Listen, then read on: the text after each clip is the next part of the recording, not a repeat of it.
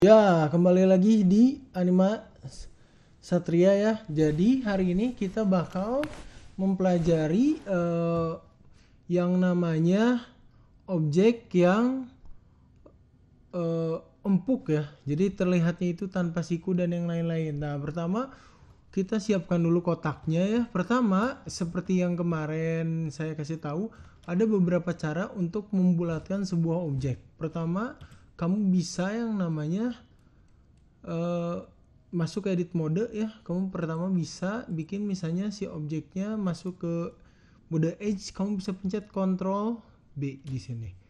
Nah, ya, ini mungkin sama saya mau kasih dulu shortcutnya biar gampang. Sip ya. Sudah balik.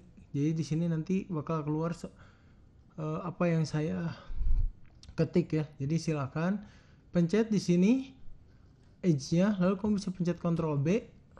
Nah, ini bakal ada potongan di sini. Untuk kalau misalnya pengen potongannya lebih mulus, kamu bisa langsung pencet scroll di sini. Nah, dengan seperti ini, jadi objeknya melengkung ya, jadi rounded. Nah, ini adalah salah satu cara untuk membuat si objek menjadi membulat. Atau ada lagi, misalnya kamu bisa pakai yang namanya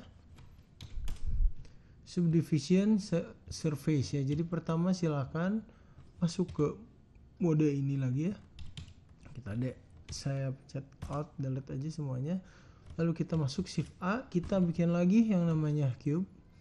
Nah, lalu di sini ada yang namanya modifiers. Klik modifiersnya, lalu kita tambahkan yang namanya subdivision surface. Nah, subdivision surface ini gunanya adalah untuk membuat sebuah objek menjadi lebih mulus. Ya, tadi kotak kita sudah kasih subdivision surface, bentuknya jadi seperti ini. Kalau kita menambah render dan viewportnya, dia bakal lebih mulus. Malah si kotaknya malah bakal jadi yang namanya bulat. Nah, sekarang kalau misalnya saya mau bikin kasur ya, misalnya kasur atau matras ya. Jadi caranya seperti ini. Pertama kita bikin dulu yang namanya cube ya. Lalu kita bikin lebih kecil seperti ini, kan matras kita terlalu tebal ya. Lalu kita bikin panjang seperti ini. Kasih modifiernya subdivision surface. Nah, bentuknya akan seperti ini. Belum bagus. Kamu bisa tambahkan jumlah vertexnya ya, jumlah garis-garisnya di sini. Lalu untuk membentuknya agar bentuknya seperti matras, kamu bisa pencet, kamu bisa masuk ke edit mode dulu. Lalu di sini kamu bisa pakai yang namanya Ctrl R.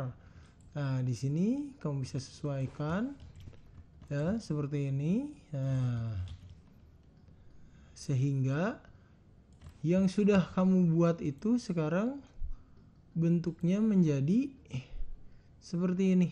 Karena sudah dikasih Ctrl R. Sekarang ini bisa menjadi kasur, matras atau apa. Atau misalnya kamu mau bikin sofa dan yang lain-lain, ini bisa dipakai ya. Kalau sudah jangan lupa di apply ya. Jadi masuk dulu, tabnya harus dimatiin dulu ke object mode baru di apply. Nah, sekarang kalau misalnya kamu lihat di tab mode, sekarang dia terdiri dari banyak vertex dan edge. Jadi itu gunanya subdivision surface. Subdivision surface ini bisa membuat semua objek menjadi lebih mulus. Saya akan contohkan lagi satu lagi. Misalnya saya mau ngasih yang namanya monkey ini ya. Nah, monkey ini bentuknya seperti ini sebelum dikasih subdivision surface. Kita kasih subdivision surface ya. Lihat, bentuknya menjadi lebih mulus. Kita tambah lagi menjadi mulus. Jadi itu gunanya subdivision surface. Subdivision surface ini nanti bakal banyak berguna dalam modeling karakter ya. Nah, tapi sebagai catatan, semakin banyak vertexnya nanti akan membuat lebih lama dalam ngerendernya.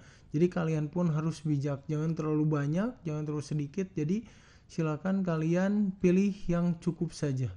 Ya, kalau misalnya kalian punya komputer bagus, mungkin bisa ditambahkan dan yang lain-lain. Tapi nanti pun kalau misalnya terlalu mulus kayak gini akan menyusahkan nanti dalam pengeditan. Kenapa? Karena kalau sudah seperti ini, saya apply ya. nanti kalau ingin diedit ini pasti rumit. Kenapa? Sudah terlalu banyak titiknya. Oke, sekian materi untuk hari ini ya. Wassalamualaikum warahmatullahi wabarakatuh.